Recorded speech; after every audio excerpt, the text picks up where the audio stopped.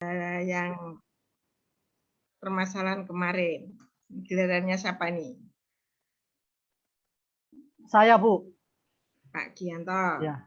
Enggak, Izin Pak. share, Bu. Oke.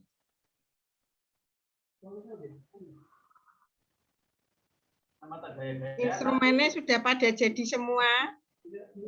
Sudah dilaksanakan belum? On progress, Ibu.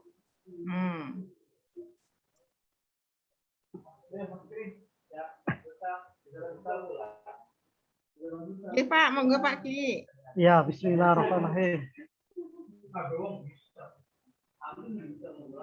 Sekarang saya akan menjelaskan tentang merancang pembelajaran STEM. Pendahuluan. Mengapa kita perlu mempelajari langkah-langkah penyusunan rancangan pembelajaran inovatif dengan pendekatan STEM? STEM berasal dari atau singkatan dari Science, Technology, Engineering, Art, and Mathematics. Merupakan pendekatan pembelajaran yang mengintegrasikan penerapan sains dan teknologi melalui teknik dan seni dengan berlandaskan unsur-unsur matematis. Pembelajaran yang menggunakan pendekatan STEM menyediakan metode belajar yang terintegrasi, interaktif, dan efektif yang dikombinasikan dengan pembelajaran mandiri dan kerja kelompok. Pembelajaran STEM berbasis kepada proses seperti proses saat mengajukan pertanyaan, proses menimbulkan rasa ingin tahu, dan proses menemukan solusi dari suatu masalah. Inti dari pembelajaran STEM adalah menjadikan siswa lebih aktif dan kreatif dalam menemukan solusi masalah. Mohon maaf Pak Sugi, bisa di slideshow Pak? Oh ya, siap. Ya, jadi kurang besar.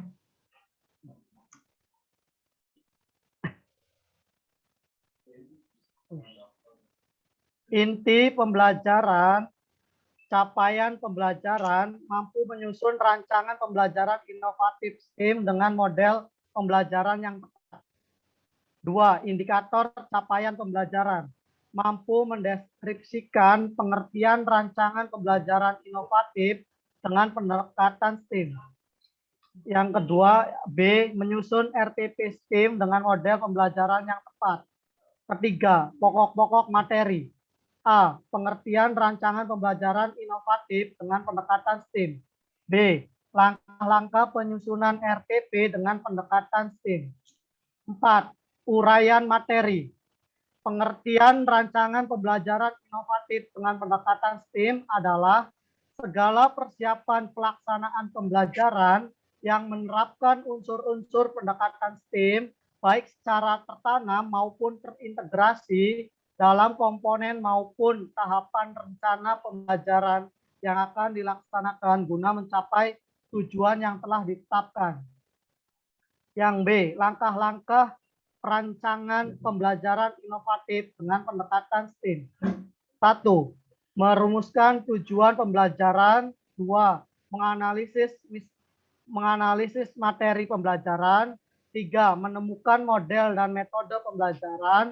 4. Menentukan media, alat, dan sumber belajar. 5. Menyusun langkah-langkah pembelajaran. 6. Penilaian pembelajaran. 7. Menyusun kegiatan tindak lanjut. Yang pertama, merumuskan tujuan pembelajaran.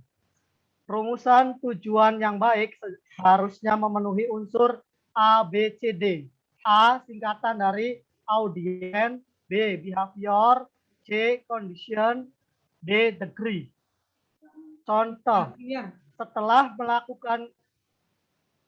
setelah melakukan kegiatan pemecahan masalah tentang pencemaran udara, siswa dapat menentukan gas polutan yang menyebabkan pencemaran udara paling sedikit 3 jenis gas. Di sini, Bentar, Pak Ki. Ini kan contohnya IPA.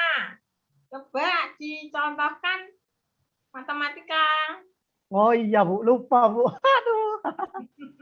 Iya, Bu. Nah, kita pelajaran matematika kan contohnya. Nah, ini kan Iya. contoh yang di sana karena materi itu adalah untuk umum, untuk banyak Iya, Bu. prodi.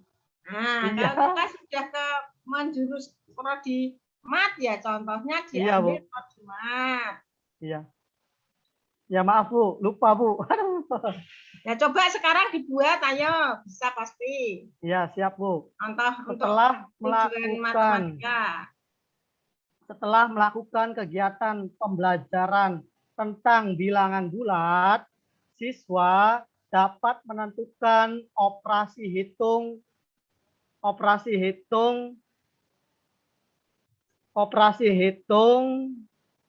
yang menyebabkan kemampuan siswa itu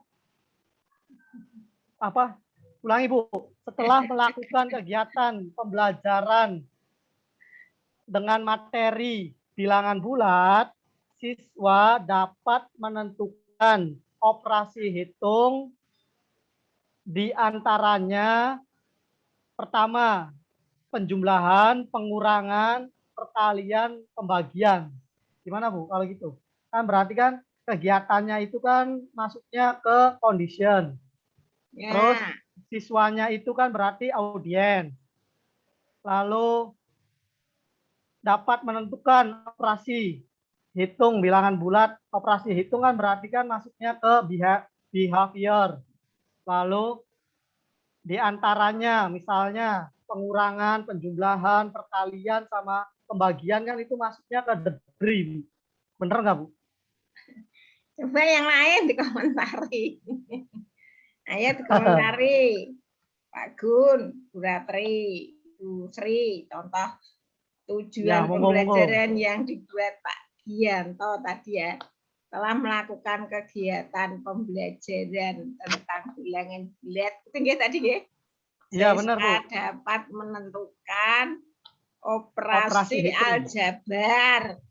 Iya. Meliputi penjumlahan, pengurangan, perkalian.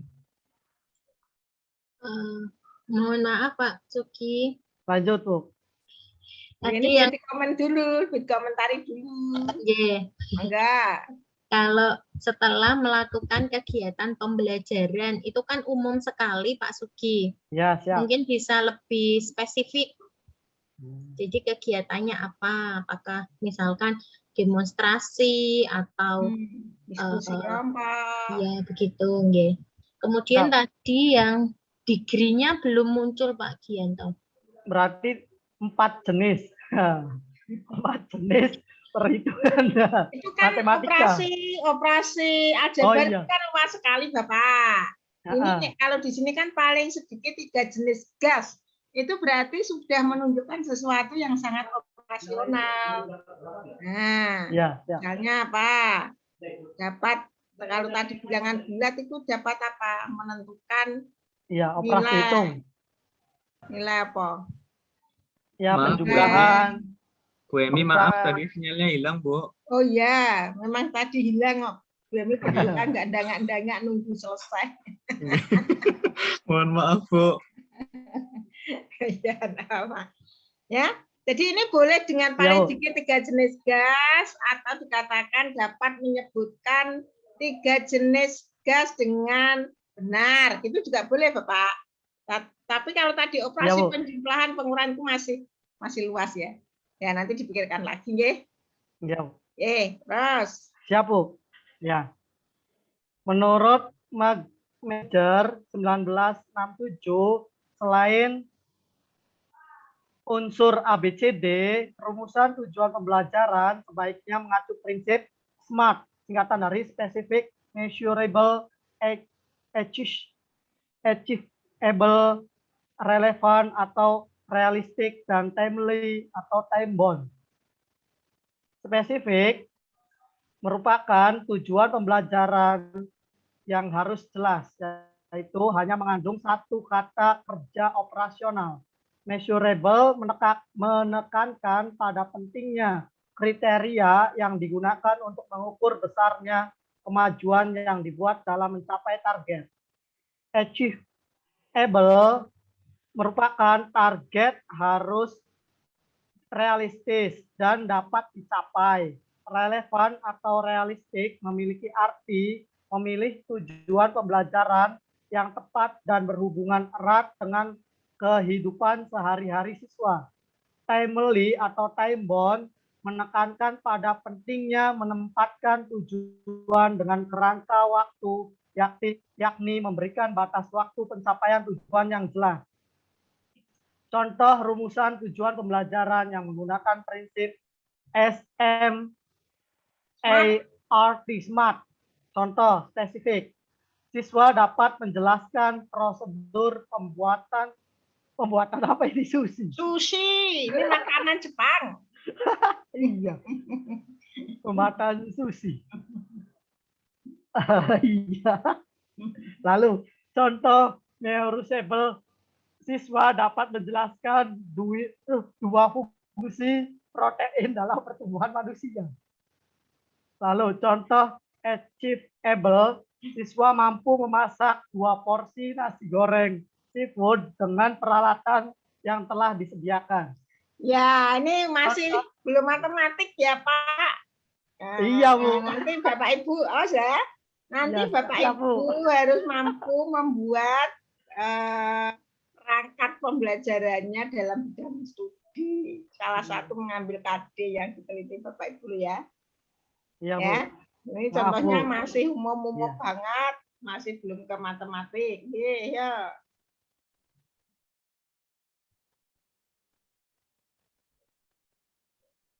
Contoh realistik atau relevan. Siswa dapat membuat 3 jenis masakan khas Jawa Tengah dengan waktu kurang dari 3 jam. Contoh timely atau time bound. Siswa dapat mencetak 10 butir kue semprit dalam waktu 1 menit. Tahu nggak Pak, kue semprit itu seperti apa Pak? Nggak tahu, Bu. Ya, kue semprit itu yang bahannya dari sagu. Oh, yang dari sagu tuh, Bu. Iya. Ini saya benar ya, saya pesan pada Bapak Ibu ya. Jadi contoh-contoh yang ada di itu adalah bukan contoh matematik, Bapak Ibu harus bisa membuat dalam bentuk contoh matematik ya. Jadi jangan artinya disesuaikan dengan bidang studi kita ya. Baik, Bu. Oke. Menganalisis materi pembelajaran.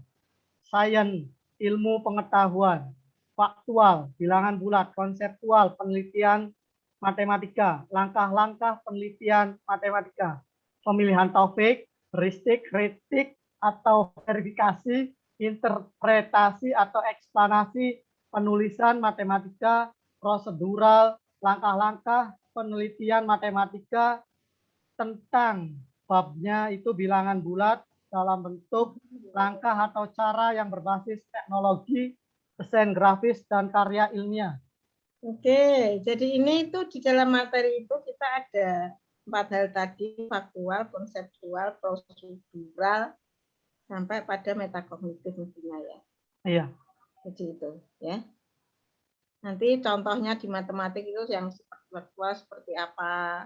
Iya, baik. Dalam buat perangkat pembelajaran itu harus ada seperti itu. Di materi, faktual, konseptual, prosedural, dan metakognitif. Iya, Bu. Oke. Itu kok nggak ada metakognitif ya, sampai prosedural Pak ya? Iya, sampai prosedural. Harusnya sampai metakognitif Bapak Ibu. Ya. Jadi faktual, konseptual, prosedural, kemudian metakognitif. Dimensi pengetahuan gitu. Hah? Dimensi pengetahuan belum. Lagi. Nanti dalam membuat perangkat itu sampai itu harusnya, tidak sampai prosedural saja. Oh, okay. Tapi sampai metakognitif. Ya. Yang sekarang sekarang dikembangkan loh ya. Jadi sampai metakognitif. Oke, monggo terus. Teknologi menggunakan penggaris, kamera, komputer, dan audiovisual atau perekaman dan gambar dalam pengambilan sumber data yang akan dibuat mengenai penentuan bilangan bulat menggunakan media sosial berupa YouTube dan Instagram dalam sarana menyampaikan informasi terkait cara atau langkah mengerjakan bilangan bulat secara sistematis. Engineering teknik, merancang prosedur pembuatan penulisan karya ilmiah mata pelajaran matematika yang dikaitkan dengan penelitian matematika tentang bilangan bulat. Merancang tema yang akan diangkat sebagai judul karya ilmiah dalam penulisan mata pelajaran matematika berkaitan dengan materi bilangan bulat.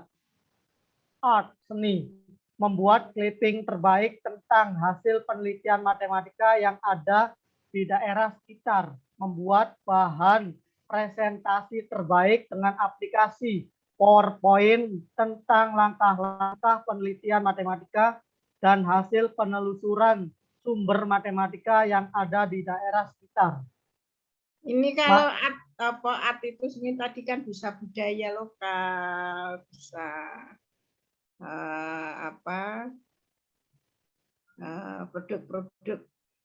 produk-produk dalam negeri yang mencerminkan seni, ya.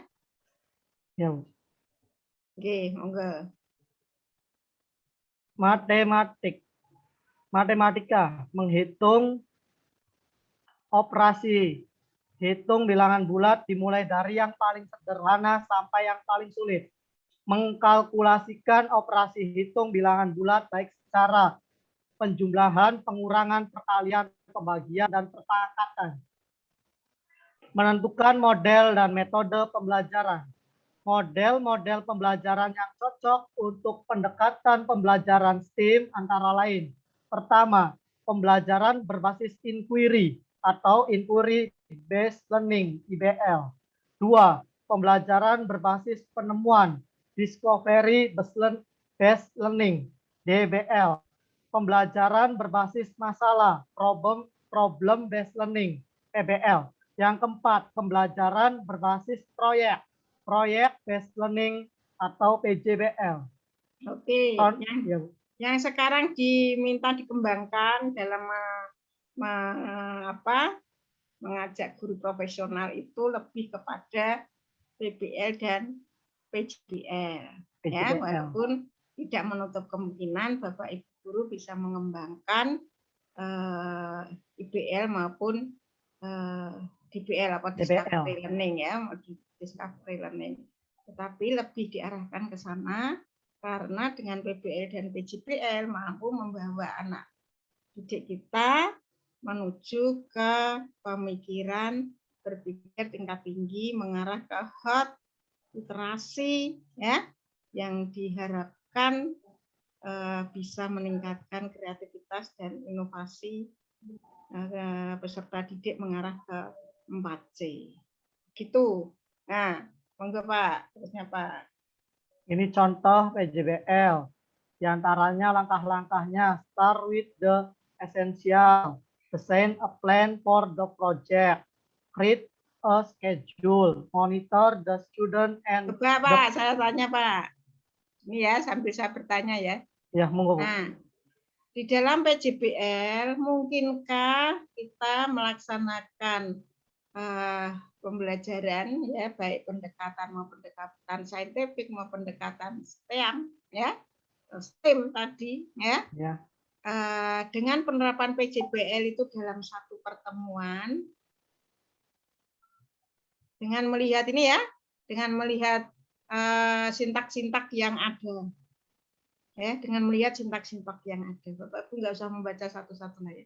Dengan melihat sintak-sintak yang ada, maka bagaimana perancangan pembelajaran, ya, untuk ini apakah dilaksanakan dalam satu pertemuan, memungkinkan untuk dilaksanakan dalam satu pertemuan atau bagaimana? Monggo silakan. Kalau menurut saya pribadi paling minimal itu 2 kali pembelajaran, Bu. Paling. Alasannya apa? Alasannya pertama, kita harus bisa menguasai kondisi siswa dulu. Kan kita kasih pra pembelajaran dulu tuh, Bu. Maksudnya umpan balik dulu ke semua siswa itu, apakah siswa itu dapat menerimanya atau tidak. Setelah kita mengetahui itu baru kita bisa melaksanakan semua apa namanya sintak itu biasanya kayak gitu. Dari dikasih itu dulu Bu, apa perhatian atau treatment dulu tuh Bu. Kalau menurut saya gitu. Makanya minimal 2 kali pertemuan baru bisa sintak itu terlaksana, biasanya kayak gitu Bu. Enggak, Bapak Ibu yang lain menanggapi.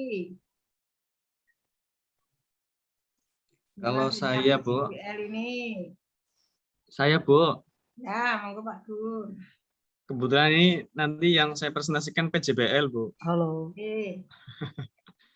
Jadi kalau menurut saya, Bu, kalau PJBL ini memang kalau disetting satu pertemuan itu saya rasa kurang efektif, Bu. Dikarenakan karena proyek ini kan menghasilkan suatu produk ya, Bu, bahwa produk itu kan bukan sesuatu yang mudah. Jadi butuh proses, kemudian butuh monitoring, nanti butuh diseminasi, baru dievaluasi seperti itu. Jadi sesuai tahapan-tahapan PJBL ini memang harus bertahap dan tidak bisa selesai dalam 1 hari. Artinya tidak bisa instan begitu, Bu. Kalau saya pandangannya seperti itu, Bu Emi. Ya, yang lain? Ya, Bu. Ya, monggo. Kalau menurut saya itu proyek ya. Kalau proyek bisa tidak bisa hasilnya itu tidak bisa dilihat secara jadi langsung gitu, Bu. Misalkan kalau membuat dalam matematika itu perlu waktu gitu. Karena terkait dengan waktu juga sih. Misalkan membuat proyek ini berapa, misalnya 2 kali jam pelajaran, misalkan 80 menit. Misalkan dalam membuat proyek, saya rasa itu belum cukup ya. Jadi berkelanjutan juga sih. Ya tidak bisa dalam satu pertemuan. Itu barangkali. Pak, tambahin pertanyaan ya. Tadi dikatakan Bu Sri, 2 pertemuan, apakah proyek itu harus dikerjakan dalam bentuk tatap muka di kelas? Tadi dikatakan 2 pertemuan ya. Apakah kalau proyek tadi perancangan PJBL itu harus dilaksanakan? Misalnya tadi dikatakan kalau 1 tidak, maka harus 2. Tapi apakah harus dilaksanakan dalam tatap muka di kelas dengan 2 pertemuan tadi? Silakan, monggo tambahi pertanyaannya. Itu buat saya, Bu. Ini kuis, Bu, ini. Buat Bu Ratri aja, suruh Bu Ratri. Nah, ini Mas ujian loh aku ya. Ini sudah ujian ya, ujian tanpa syarat dan alasan. Nah, monggo. Kalau menurut saya, Ibu, dengan proyek apakah harus dilaksanakan secara tatap muka di kelas atau tidak? Jawabannya tidak. Jadi untuk penyampaian proyeknya memang bisa dilaksanakan secara tatap muka, tetapi siswa bisa mengerjakan di rumah dengan diberi deadline waktu misalkan 1 minggu, 2 minggu, 1 bulan untuk melaksanakan proyeknya. Kemudian mengenai pertanyaan tadi, apakah bisa dilaksanakan dalam 1 pertemuan? Kalau saya pribadi menjawabnya bisa, asalkan sebelumnya itu sudah disampaikan dulu alat dan bahan yang akan digunakan, kemudian mau membuat apa, sehingga proyek yang dilaksanakan di kelas itu sudah mulai kegiatan membuatnya. Jadi kalau proyek-proyek kecil itu bisa, proyek-proyek sederhana maksud saya seperti itu. Kemarin saya memberikan contoh itu di video, itu membuat proyek membuat jaring-jaring bangun ruang dari kertas atau kardus, kemudian sisi-sisinya itu digambar dengan memanfaatkan art tadi yang dari STEAM itu, yang art, kemudian bisa dikumpulkan dalam 1 hari itu. Seperti itu, Bu, jawaban saya, Ibu. Ya, jadi PJBL tetap bisa dilaksanakan dalam 1 pertemuan, tetapi dengan catatan karena memang untuk PJBL itu ada aturannya, ada rentang waktu, ya, ada rentang waktu yang harus disepakati bersama antara siswa dengan guru atau dari perancangan proyek yang dibuat oleh guru, didesain oleh guru, yang di situ juga sudah ada aturan-aturan main apa yang harus dilaksanakan. Nah, sehingga sebelum action di pertemuan mengeksplor hasil, maka peserta didik itu sudah melakukan di hari-hari sebelumnya. Bisa saja tidak di pertemuan, bisa saja di luar pertemuan. Ya. Jadi memang itu. Sehingga sintak itu kalau dilaksanakan dengan 2JP ya jelas tidak mungkin. Laksanakan benar-benar ya, dengan 2JP melaksanakan sintak 1 ya di situ, sintak 2 ya di 2JP itu ya tidak memungkinkan. Tetapi sintak misalnya di sini penentuan pertanyaan mendasar. Nah, itu bisa saja ditulis dalam bentuk suatu proyek. Mendesain perencanaan proyek. Nah, bisa saja nanti itu dalam bentuk tugas yang diberikan guru, anak-anak mendesainnya di luar tatap muka bisa, ya. Nah, tetapi kalau semua ini kok di satu pertemuan, ya bisa, tapi kan terkesan dipaksakan, ya. Terkesan dipaksakan. Dan kalau tadi Bu Ratri mengatakan kalau yang sangat-sangat sederhana kemungkinan bisa, ya. Tapi kalau hanya sangat sederhana lebih baik anak didik diajak untuk yang lebih menantang, ya. Jadi proyeknya itu dibuat proyek yang sangat menantang sehingga dalam waktu beberapa hari begitu, kemudian dimonitoring begitu ya. Nah, monitoring pertama kapan, monitoring kedua kapan, anak-anak melaporkan kinerjanya, misalnya nih sekarang daring itu dengan di video, laporkan apa yang kalian lakukan dengan di video, misalnya kayak gitu. Atau kalau tidak di video ya di foto. Nah, pelaksanaannya seperti apa, buat cerita dilaporkan, dikirim, nah itu seperti itu. Ya, jadi itu. Monggo ya. Itu bisa dilanjut Bapak. Jadi jawabannya monggo ya, jawabannya Bu Ratri ya bagus. Pak Gun tadi ya boleh, tetapi dengan catatan-catatan alasan yang menyertainya ya. Jadi dijawab tapi dengan alasan yang menyertainya tadi. Monggo. Ya. Ini Bu Ratri kemarin model yang dicontohkan itu ya, yang video kemarin itu ya? Iya, Bu. Yang minggu lalu ya? Iya. Semoga Pak sekarang ya. Apa Pak? PBL? Sekarang sama Bu, contohnya juga PJBL, mengenai reflection, resort, discovery, application, communication. Yang ini Bu. Terus model-model pembelajaran yang cocok untuk pendekatan pembelajaran STEAM antara ini lain. Bukan model-model Pak. Ini metode. Metode Pak. Ini mestinya metode Pak, bukan model Pak. Ya, Bapak Ibu harus bisa membedakan antara model dengan metode. Kalau model harus pasti punya sintak. Tapi kalau metode kan cara ya. Iya. Jadi bukan model ini ya Pak, tanya jawab. Iya, metode ya. Metode pembelajaran yang cocok untuk pendekatan pembelajaran STEAM antara lain. 1. Tanya jawab, diskusi, eksperimen, demonstrasi, simulasi, inquiry. Contoh penulisan model dan metode pembelajaran dalam RTP. Metode pembelajaran pendekatan menggunakan STEAM, modelnya itu PJBL, metode pembelajarannya diskusi, penugasan, tanya jawab, eksperimen, dan presentasi. Menentukan media, alat, dan sumber belajar. Contoh penulisan komponen media, alat, dan sumber belajar dalam RTP. Media pembelajaran. Media diantaranya worksheet atau lembar kerja siswa, lembar penilaian, LCD atau proyektor, laptop, lalu alat atau bahan. Bukan atau ya Pak, bukan LCD atau proyektor, LCD proyektor. Kalau LCD saja enggak harus ada proyektornya ya. Oke. Baik Bu. 1. Penggaris, spidol, papan tulis, lem, gunting, album foto. Yang kedua, handycam, HP, kamera. Sumber belajar, misalnya Erlangga, Kemendikbud, lalu misalnya langsung ke itu www.matematika.com, dan selanjutnya buku referensi yang relevan atau yang lainnya.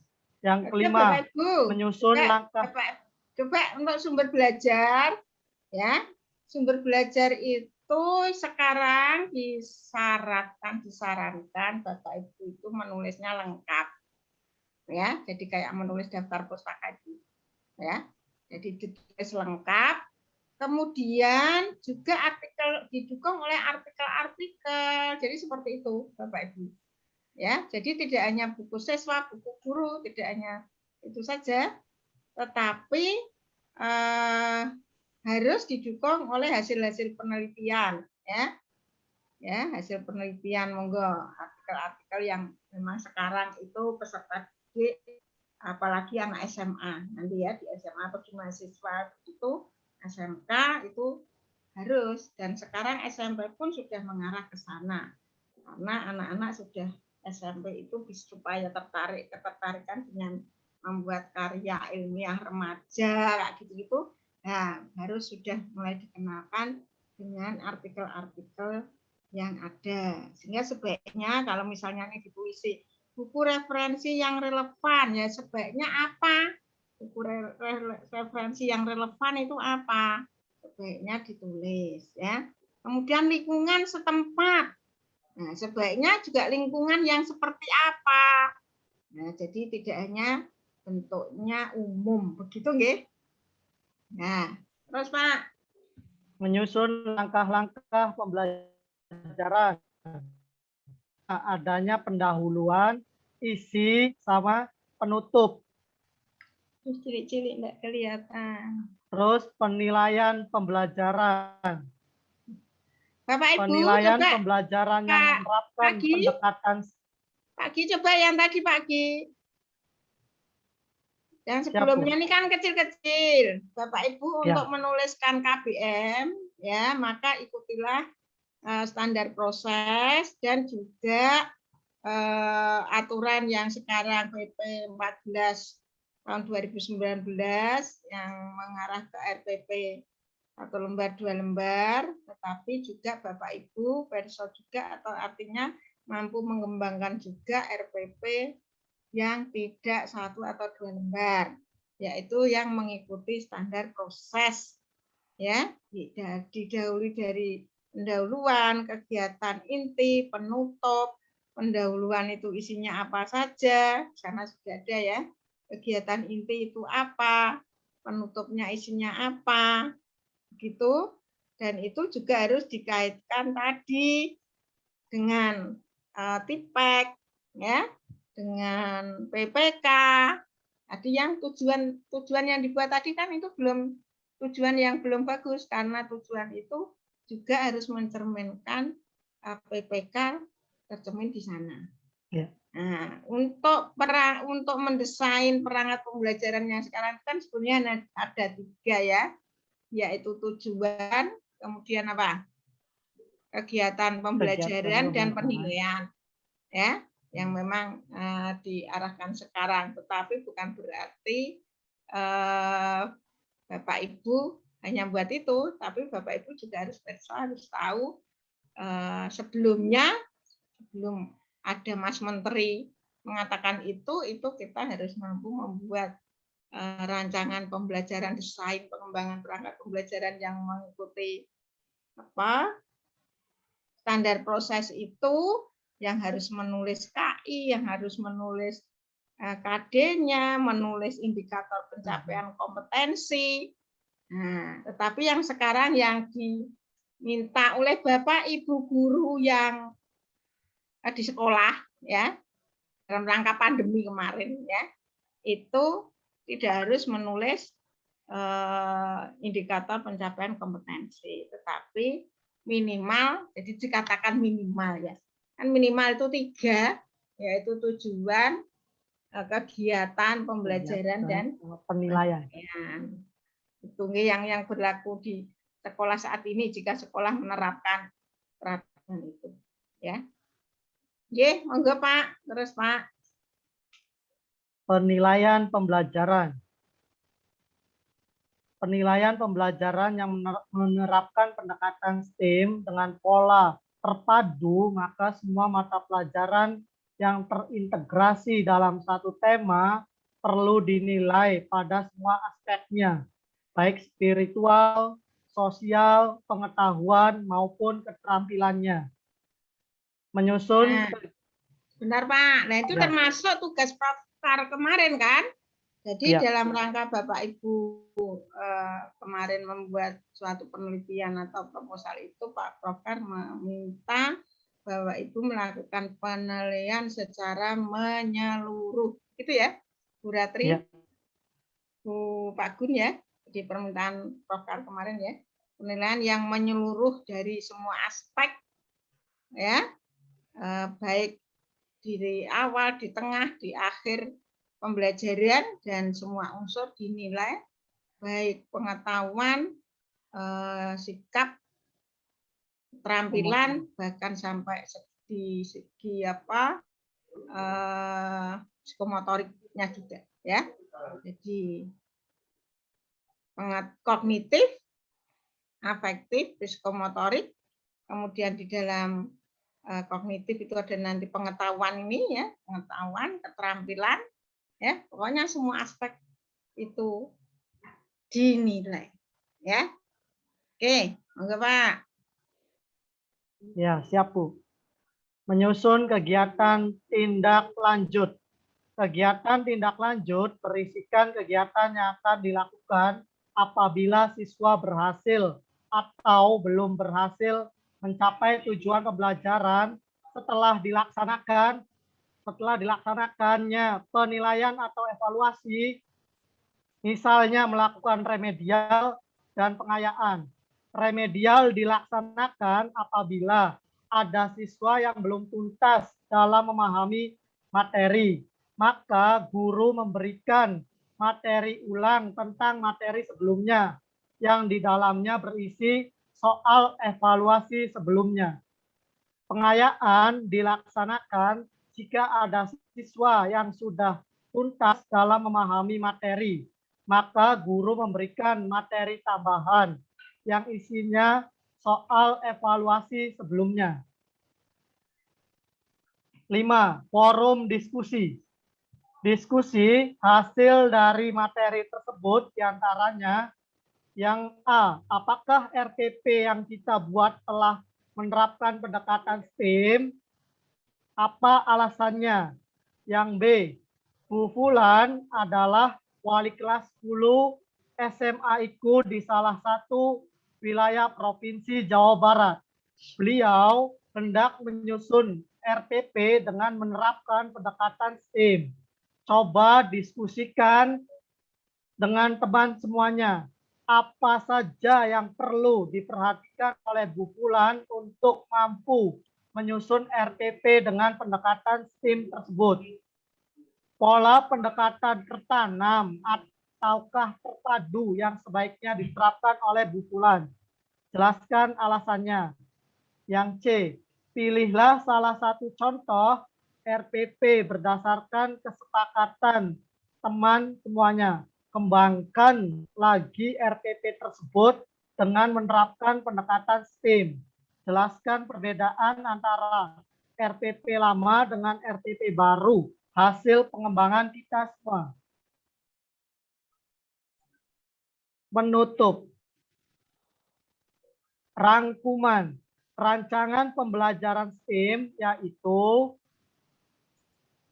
segala kegiatan persiapan pelaksanaan pembelajaran yang menerapkan unsur-unsur pendekatan STEAM, baik secara tertanam maupun terpadu dalam komponen maupun tahapan rencana pembelajaran yang akan dilaksanakan guna mencapai tujuan yang telah ditetapkan.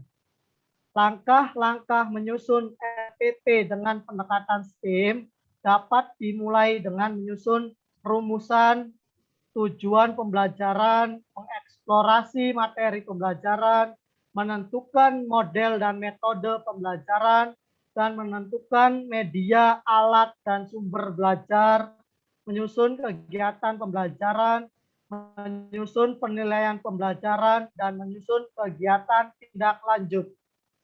Tes formatif. Berikut ini adalah pernyataan yang paling tepat terkait RPP berbasis tim, yaitu A, B, C, D.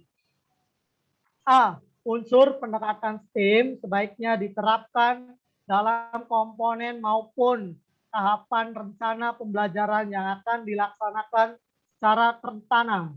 B. Unsur-unsur pendekatan STEM sebaiknya diterapkan dalam komponen maupun tahapan rencana pembelajaran yang akan dilaksanakan secara terpadu.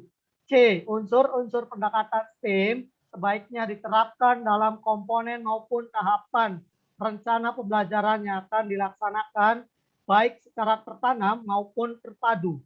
D. Unsur-unsur pendekatan STEM sebaiknya diterapkan dalam komponen maupun tahapan rencana pembelajaran yang akan dilaksanakan secara tertanam dan terpadu.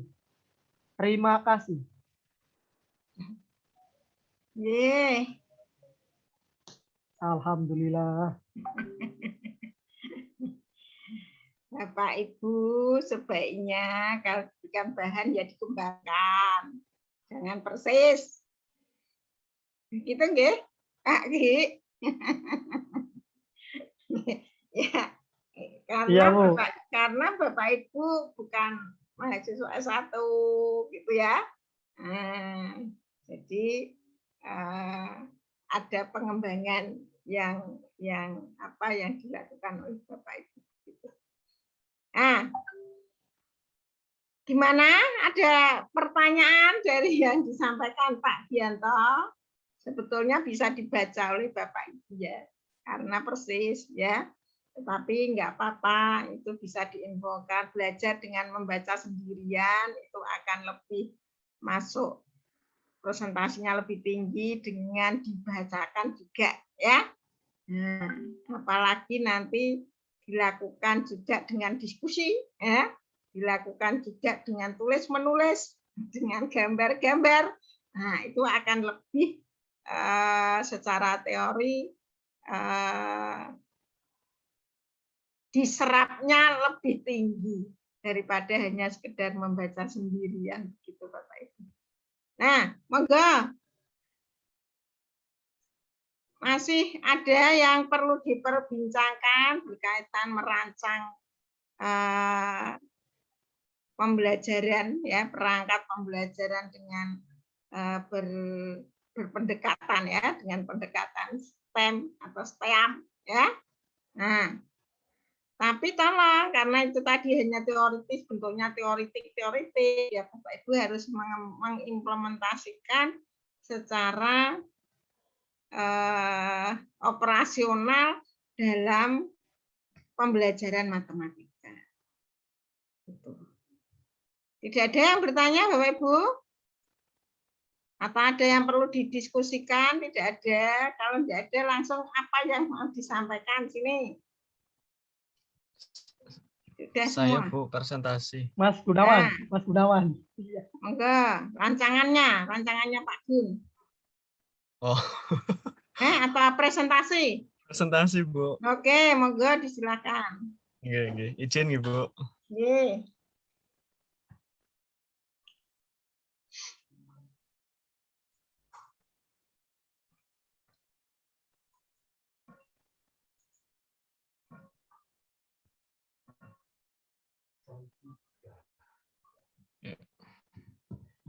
Bismillahirrahmanirrahim. Assalamualaikum warahmatullahi wabarakatuh. Waalaikumsalam warahmatullahi wabarakatuh. Kepada Bu Emi Puji Astuti yang selaku dosen pengampu yang kami hormati, dan Bapak Ibu, rekan-rekan seperjuangan, pada kesempatan hari ini izinkan saya untuk menyampaikan satu topik yang sudah kurang lebih 2 minggu saya belajar, saya pelajari, yaitu judulnya adalah merancang pembelajaran berbasis proyek atau disingkat Project Based Learning atau PJBL. Sebelum saya untuk materi utamanya, ini ada beberapa motivasi ya yang saya mau sampaikan bahwa salah satu keterampilan yang sedang booming atau sedang familiar adalah keterampilan berpikir tingkat tinggi, termasuk nanti implementasinya pada project based learning. Jadi keterampilan berpikir tingkat tinggi ini ada 3 aspek yang melingkupinya, yang ada transfer pengetahuan, knowledge, kemudian ada berpikir kreatif dan kritis, dan pemecahan masalah.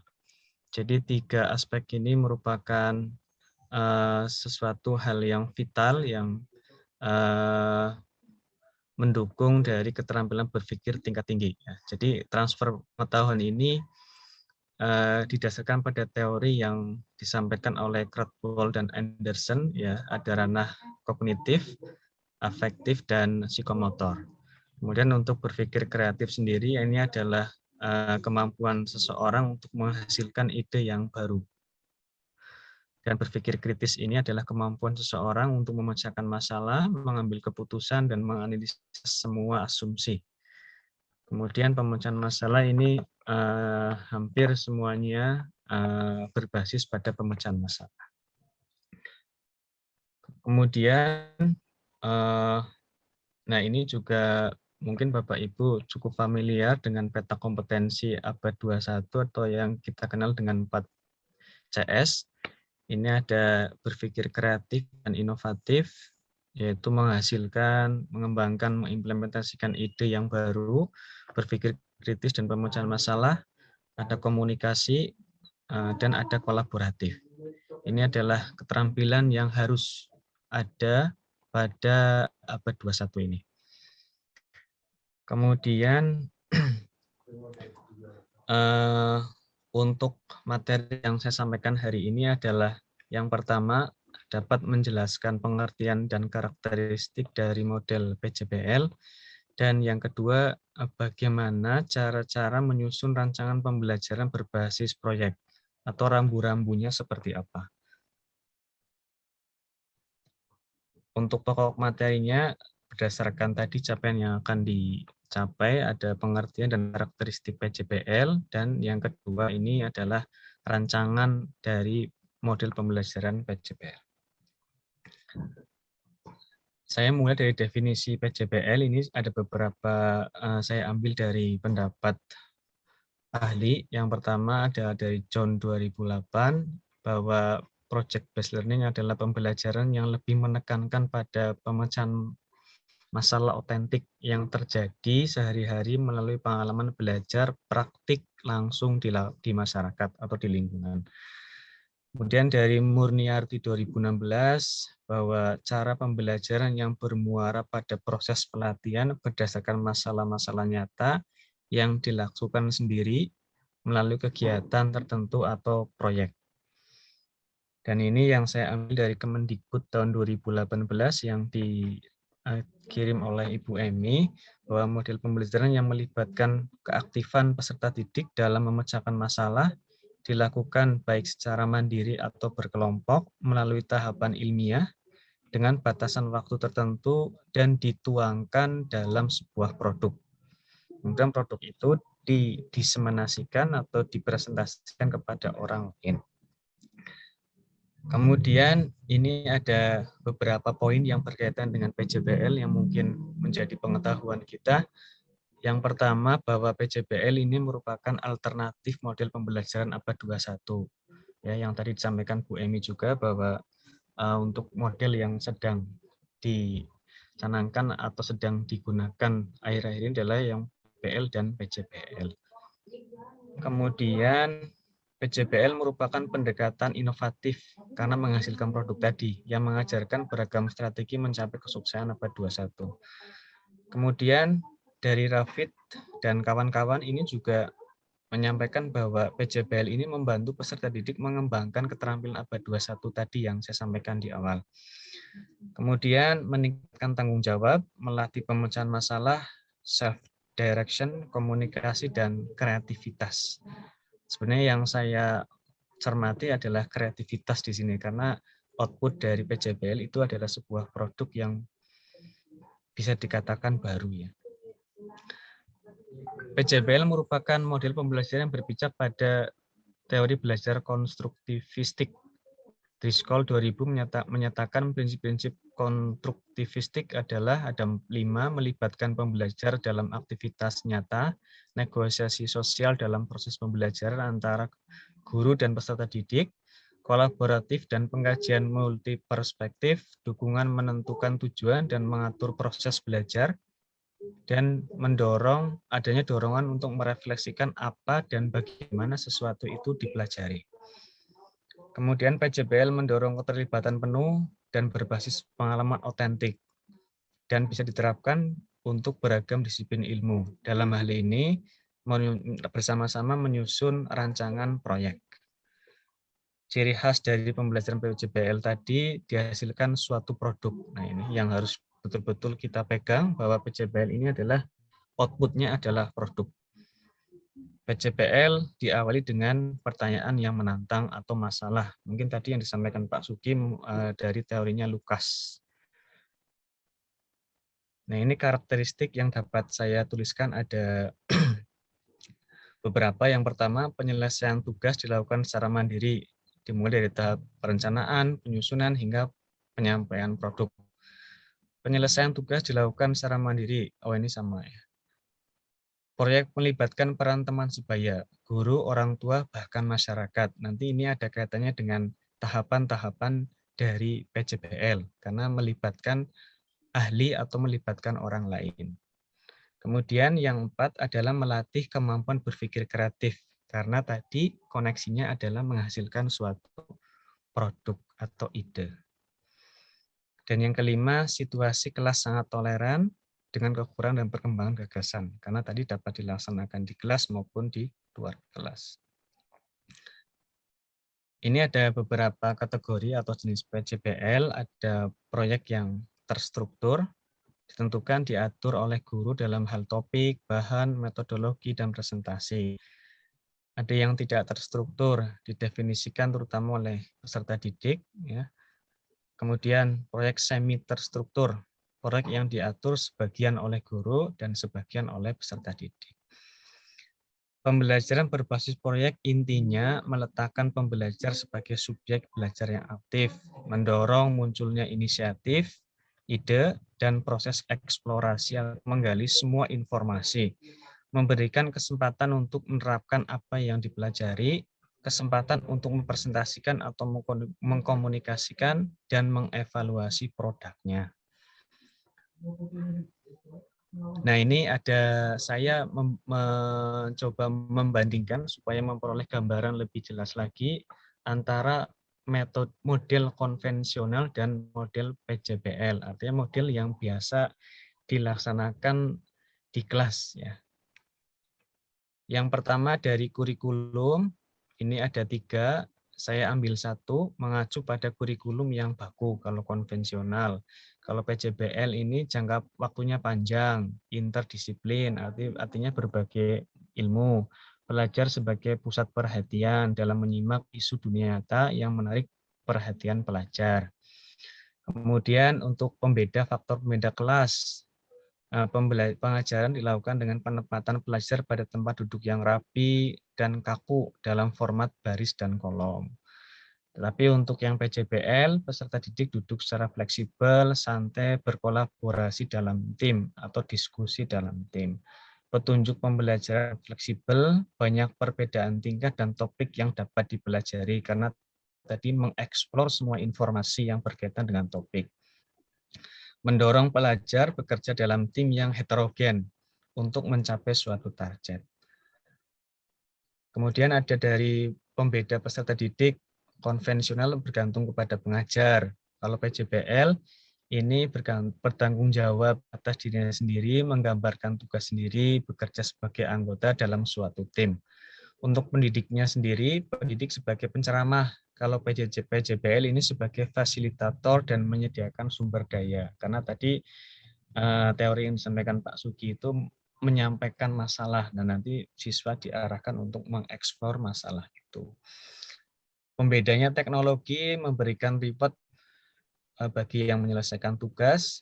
Untuk konvensional, kalau PJBL menggunakan alat yang terintegrasi dengan dalam semua aspek, dalam pemecahan masalah, komunikasi, dalam meneliti, maupun dalam mengumpulkan informasi. Ini saya ambil adopsi dari Purnawan 2007. Nah, ini tahapan PJBL, kalau tadi Pak Sugi dari Lukas, kalau saya dari teorinya Delis 1997. Ini kalau tidak salah ada 6.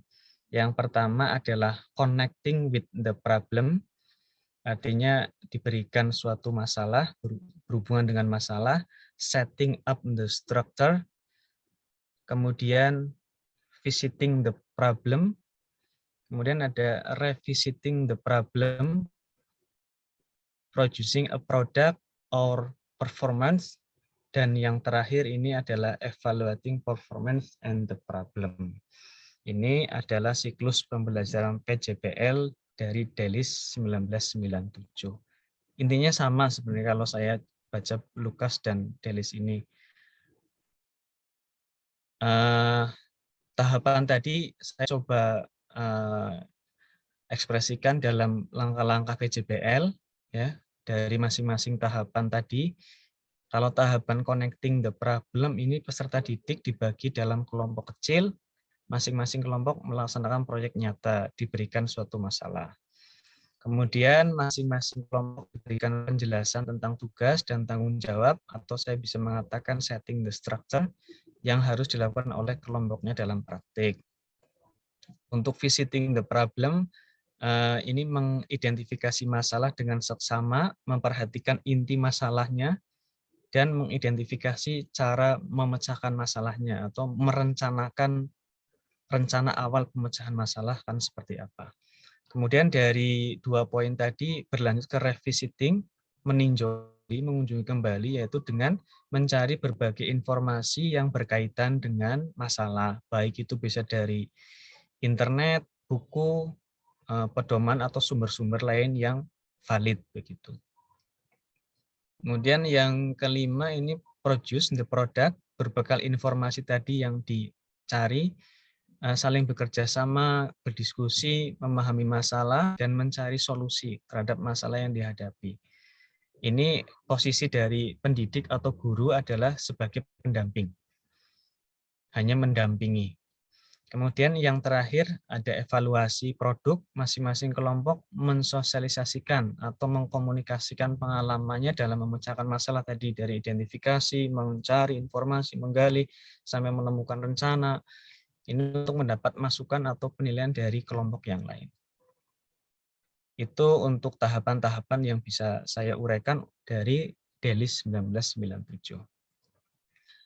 Nah, kemudian yang terakhir untuk subpokok pada hari ini adalah merancang PJBL. Ini gambarannya kurang lebih sama yang tadi disampaikan oleh Pak Sugi, karena memang ini adalah lanjutan dari materinya Bu Sri, merancang model-model ya, merancang pembelajaran inovatif. Yang pertama menuliskan kompetensi inti dan kompetensi dasar. Itu yang pertama, itu keterangannya diambil dari Permendikbud nomor 37 tahun 2018 yang terbaru. Kemudian yang kedua adalah menuliskan identitas RPP. Ini kompetensi inti dan dasar dituliskan di bawahnya. Menuliskan indikator. Nah, ini yang diperhatikan adalah gunakan kata-kata yang operasional. Misalkan merinci, menggali ide, menjabarkan, atau menyusun. Jadi terukur. Kemudian yang keempat, ini menuliskan tujuan pembelajaran. Yang harus diperhatikan adalah tujuan dirumuskan sesuai dengan indikator. Kemudian yang B ini harus memuat ABCD, audience, behavior, condition, dan degree. Dan rumusan tujuan mengarah kepada HOTS. Nah, ini poin-poin ini berhubungan dengan yang disampaikan Bu Sri pada pertemuan yang lalu, bahwa ini harus ada HOTS, ada ABCD, kemudian ada keterampilan abad 214C, ada PPK, ya, dan ada literasi juga di situ. Kemudian untuk aktivitas berikutnya menyusun materi pembelajaran. Nah, ini ada beberapa poin yang harus diperhatikan untuk materinya. Pak Gun. Pertama. Halo. Ini, Bu.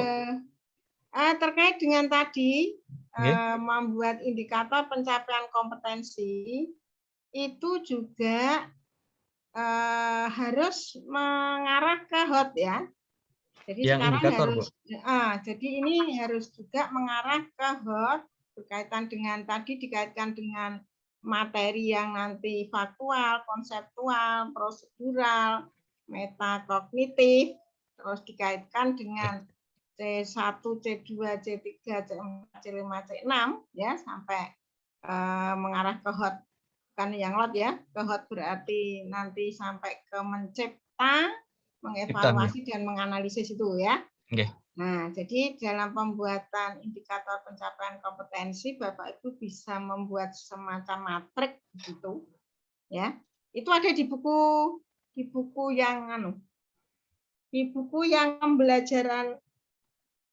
pembelajaran HOT. Okay, Bu. Sudah dibuka belum yang itu? Saya sudah buka, Bu, yang tadi yang itu ada di sana, nanti harus mengarah seperti itu dalam membuat indikator pencapaian kompetensi dengan KKO yang memang harus membedakan keterampilan, pengetahuan gitu ya. Yeah. Ya, jadi mengarah ke sana untuk tadi pembuatan indikator pencapaian kompetensi. Ya, monggo dilanjut. Nggih, Bu, matur nuwun. Ya, terima kasih Bu Emi. Saya teruskan. Untuk yang menyusun materi pembelajaran, ini ada poin-poin yang harus diperhatikan. Yang pertama, kebermanfaatan materi itu. Kemudian kedalaman dan keluasannya, struktur keilmuannya, dan relevansi peserta didik dan tuntutan kebutuhan di lingkungan serta alokasi waktu, dan dipastikan kebenaran isi. Dipastikan penting untuk dipelajari, dapat dipelajari, dan berhubungan bagi peserta didik atau bermanfaat bagi peserta didik. Kemudian yang keenam, menentukan metode. Tadi sudah sampaikan juga oleh Pak Sugi, ada beberapa metode, ada tanya jawab, ada diskusi, ada presentasi, mungkin dan sebagainya ya. Ini tinggal menyesuaikan. Pak tambahin nggih. Yang nomor 6 itu sebetulnya tidak hanya metode dalam penyusunan pengembangan perangkat pembelajaran. Jadi di sana itu ya disebutkan model, kemudian pendekatan, kemudian metode. Ya, jadi tidak hanya metode. Ya, jadi model, pendekatan, dan metode. Ketiganya ditulis. Ya, ketiganya ditulis. Oke. Kalau saya taruh nomor 8, Bu, yang model. Enggak, tadi di struktur itu di standar proses itu metode ya harusnya isinya itu. Tidak hanya metode tak. Tidak hanya metode tak. Kok malah ditaruh di paling akhir kenapa? Saya mengikuti materi itu, Bu. Ini katanya dengan standar proses ya, saya mengatakan kaitannya standar proses ya. Jadi tidak hanya tertulis metode, tetapi nanti harus tertulis model pembelajaran, kemudian pendekatannya apa, metodenya apa. Ya, biasanya kan Bapak Ibu nulisnya metode tok, enggak. Karena memang sekarang di silabus pun itu model itu harus ditulis secara eksplisit. Model pembelajarannya itu dalam kolom tersendiri. Ya, gitu. Oke, monggo. Yang nomor 8 itu langkah-langkahnya Pak Gun, bukan. Oh iya, sorry, maaf. Oke, Bu, betul Bu Ratri, Bu Emi. Oke. Terus materi penyusunan materi itu kalau menurut yang sekarang itu ya ada tadi faktual, konseptual, prosedural, dan metakognitif di samping memperhatikan hal-hal tersebut. Itu, oke. Oke, ya. Ya, lanjutnya.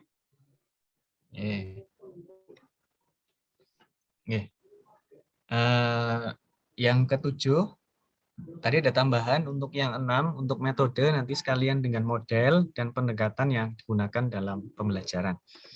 Yang ke-7 ini sumber belajar. Nah, ini ada poin yang dapat saya tuliskan. Jadi karena ini abadnya sudah digitalisasi, hendaknya sumber belajar ini dapat diakses secara digital dimanapun dan kapanpun. Kemudian sumber-sumber ini sebaiknya sudah divalidasi oleh guru dan sudah dikemas dengan baik. Kemudian untuk poin berikutnya adalah menuliskan langkah-langkah pembelajaran. Ini model yang digunakan karena saya membahas PJBL, berarti nanti langkah-langkahnya harus mencerminkan model PJBL tadi yang sudah saya sampaikan di awal, yang tahapan-tahapan dari DELIS tadi harus tertuang dalam langkah-langkah pembelajaran. Kemudian ini terpotong ya. Sebentar. Nah, langkah-langkah pembelajaran dilakukan melalui tahapan pendahuluan, inti, penutup. Ya, Kemudian itu harus mengikuti untuk standar proses ya. Mengikuti standar proses. Kemudian yang berikutnya yang terakhir adalah penilaian hasil pembelajaran. Karena ini produk berarti nanti ada tes tertulis berkaitan dengan produk tadi ya, pengetahuan yang sudah terkuasai itu apa saja nanti bisa diukur dengan tes dan ada rubrik penilaian produk. Nah, ini wajib karena outputnya adalah produk. Ya. Kemudian ada instrumen, ini berkaitan dengan rubrik dan lembar penilaian produk. Ini harus ada. Jadi ada 9 poin yang harus ada dalam menyusun rancangan PJBL. Ya, itu yang dapat saya sampaikan, Bu Emi. Kurang lebihnya mohon maaf. Mohon masukannya. Terima kasih. Wassalamualaikum warahmatullahi wabarakatuh. Waalaikumsalam warahmatullahi wabarakatuh. Gimana Bapak Ibu, ada masukan apa yang sudah disampaikan Pak Gun? Tadi sudah di sela-sela, mohon maaf ya. Kalau tidak langsung tak beri masukan, nanti saya lupa kadang mendengarkan sampai selesai. Apa nanti mau tak beri masukan gitu ya. Maka tadi mohon maaf. Ini langsung tes saya tulis ini, Bu. Tak potong begitu ya. Nah, monggo Bapak Ibu, jika ada yang akan menambahi lagi berkaitan yang disampaikan Pak Gun, kan Bapak Ibu juga membaca semuanya ya. Nah, cuma dalam penyajiannya bisa kita bagi-bagi begitu. Silakan. Atau cukup?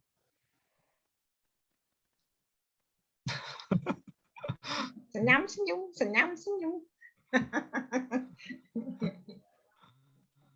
Cukup?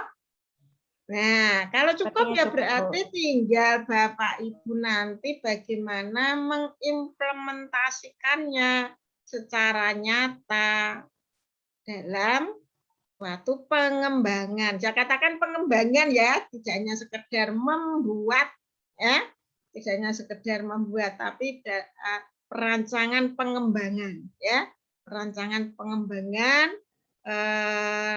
dalam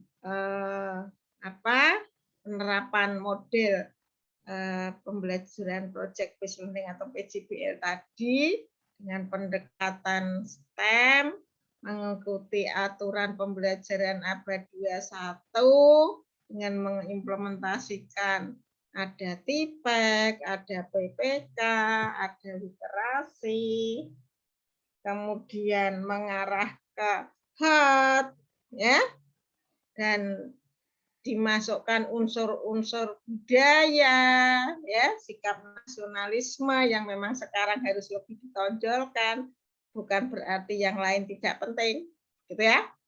Nah, kemudian harus realistik, ya, lingkungan sekitar harus dimanfaatkan, produk dalam negeri, produk unggulan, karya anak bangsa, pokoknya teknologi yang sudah dikembangkan, yang maju saat ini seperti apa, contoh-contoh supaya materi itu anak tertarik dengan diberikan gambar-gambar penerapan dalam teknologi yang bukan gambar sketsa, ya, bukan gambar sketsa, tetapi benar-benar gambar nyata yang itu hasil pengembangan teknologi terkait dengan materi yang dipelajari. Jadi itu akan menjadi menarik untuk anak-anak.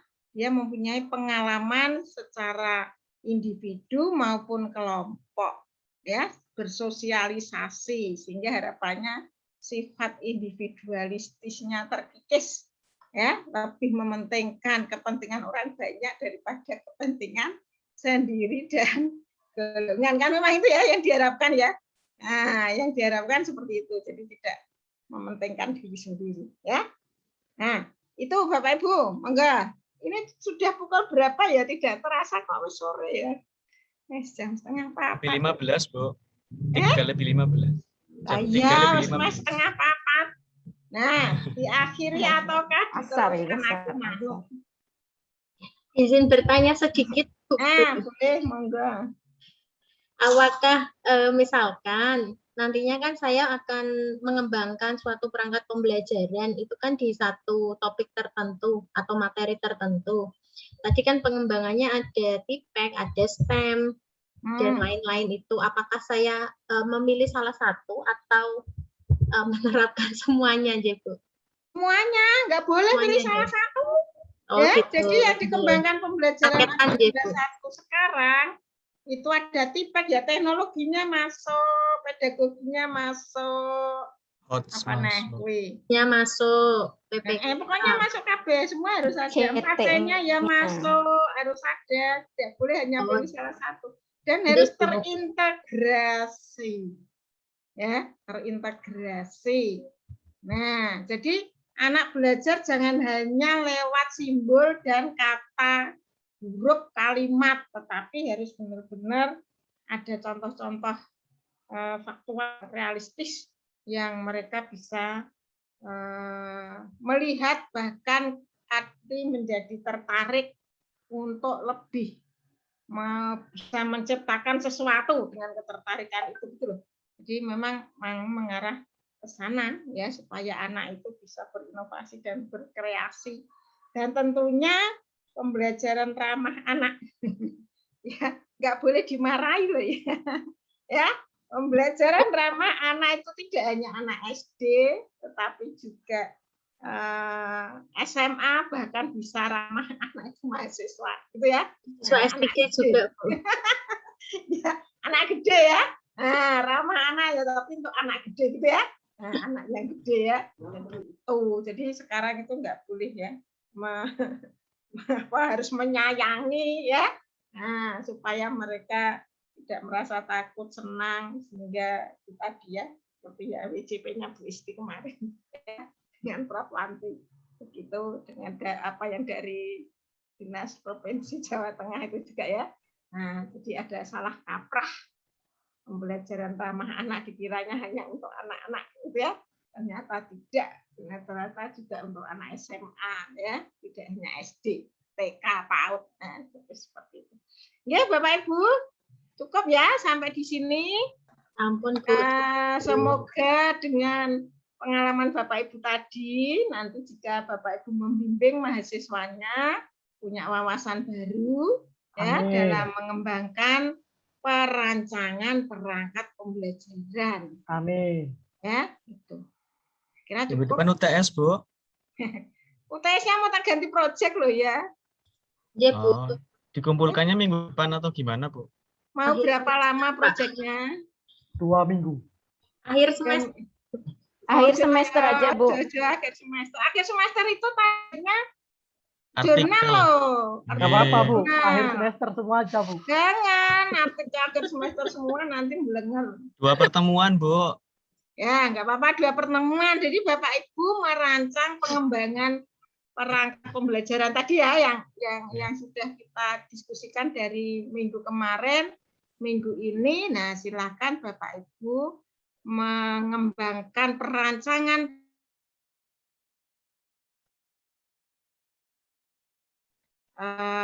penelitiannya Bapak Ibu, silakan.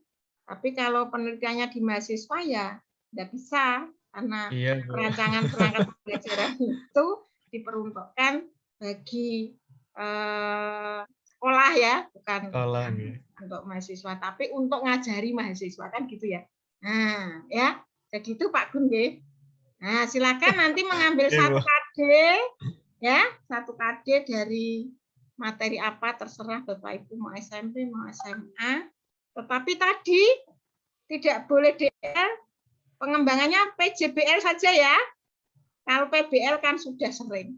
Ya, ambillah PJBL tetapi PJBL yang benar-benar menantang ya, berkualitas, tidak hanya PJBL yang tingkatannya tingkat rendah, tetapi benar-benar ya implementasi ke arah tadi ono teknologi lah. Pokoknya nanti hasilnya Bapak Ibu membanggakan begitu loh ya. Nah, Ya, Bu. bukan kayak hasil mahasiswa S1 loh ya. Hasilnya loh ya. Bu, nyambung tugas ini ya, penelitian Nah, eksperimen kita ya, tidak nyambung itu ya. Saya kira modelnya nyambung yang awal-awal dulu kita membuat. oh modelnya mau model yang dikembangkan. Iya, Bu. Kalau saya iya, Bu.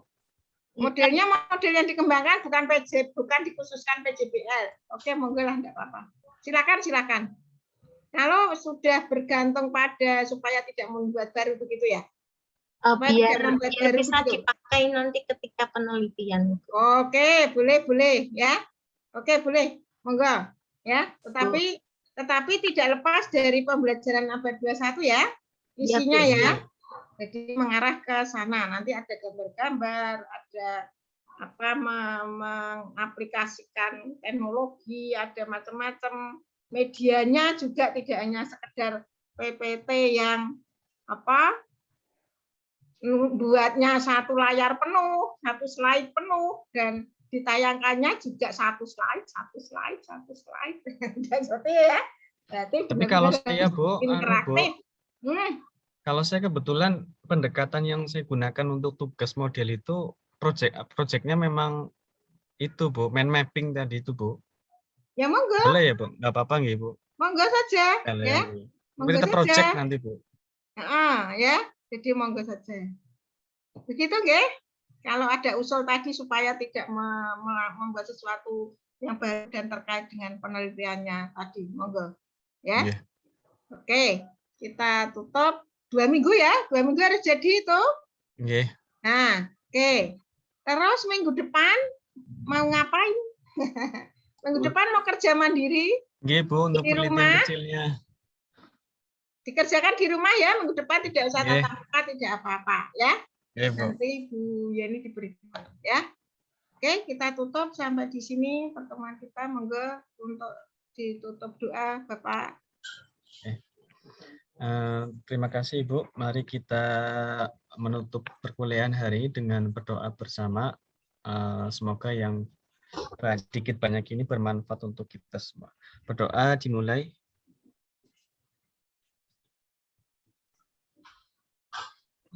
Berdoa selesai.